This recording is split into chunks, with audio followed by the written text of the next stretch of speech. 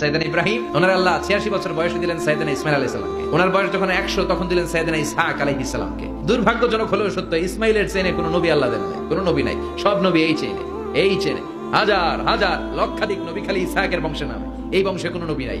আর এই বংশের নবীরা প্রজন্মের পর প্রজন্ম একে অপরকে বলে যায়, সব শেষে কিন্তু একজন নবী আসবে, ওইটা হবে শ্রেষ্ঠ নবী, বিশ্ব নবী। সাইয়েদনা ইসমাইলের চেনে কোনো নবী নাই। এত নবী এখানে এসেছে, এরা ভেবেই নিয়েছে ওই যে শেষ নবী, যেটা শ্রেষ্ঠ নবী, এটাও এখানেই আসবে।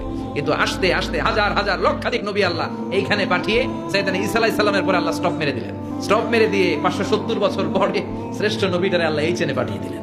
এরা নবী পেতে পেতে এই প্রজন্ম অহংকারী হয়ে উঠেছিল আর গালি দিচ্ছিল, এই চেইনটা আটকুরা চেইন, নবী আসার দিক থেকে এই চেইনে কোনো নবী নাই, সব নবী এই চেইনে আমরা পাই, আর শ্রেষ্ঠ যে নবীটা আসবে সেটাও এই চেইনে আসবে। আল্লাহ কয় না, আমি খেলা উল্টায় দিব, সব নবী এখানে পাঠালেও শেষ নবী আমি এখানে পাঠাবো না।